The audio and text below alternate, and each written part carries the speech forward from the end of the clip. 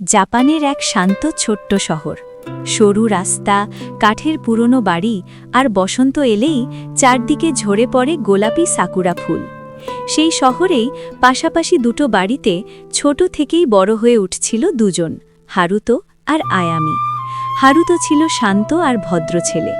ছোটবেলা থেকেই সে আয়ামির দিকে একটু বেশি খেয়াল রাখত। স্কুল থেকে ফেরার পথে কখনো ডোরায়াকি, কখনো তাইকিয়াকি কিনে এনে আয়ামির হাতে ধরিয়ে দিত। আর আয়ামি ছিল জেদি, আত্মসম্মানী, নিজের মতো চলতে ভালোবাসত। সে প্রায়ই বলতো, তুমি আমার পেছনে ঘুরো কেন? হারুতো হেসে বলতো, কারণ তুমি হাসলে আমার দিনটা ভালো হয়ে যায়। সময় গড়িয়ে যায়, দুজনেই বড় হয়।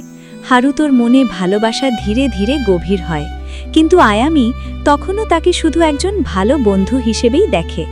তার চোখে তখন নিজের স্বপ্ন, পড়াশোনা আর ভবিষ্যৎ। কলেজ শেষ করে হারুতো নিজের স্বপ্ন পূরণ করে।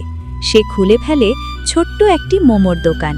ভাপ ওঠা রামেন, গরম গেওজা আর নিজের হাতে বানানো মোচির ঘ্রাণে দোকানটা ভরে থাকে। দোকানের নাম হারুতোস মোমো হাউস।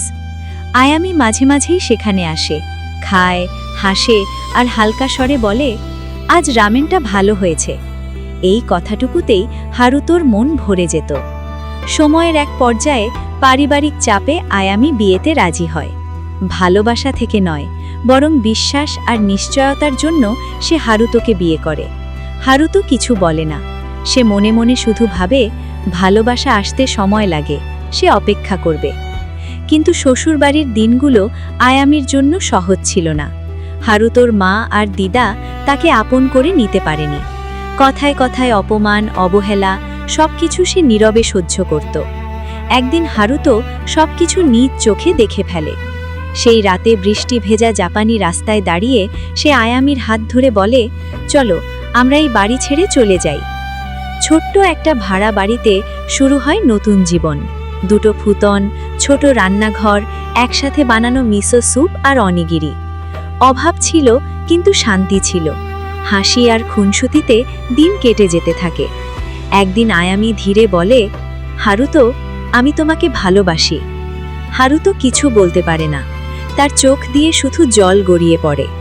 কিছুদিন পর আসে নতুন সুখবর, আয়ামি মা হতে চলেছে। হারুতো আরও পরিশ্রম করে, আরও স্বপ্ন দেখে।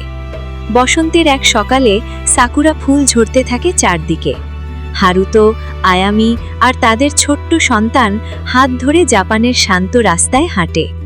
ভালোবাসা জোর করে আসে না, ধৈর্য, যত্ন আর বিশ্বাসে একদিন সে ঠিকই এসে পড়ে।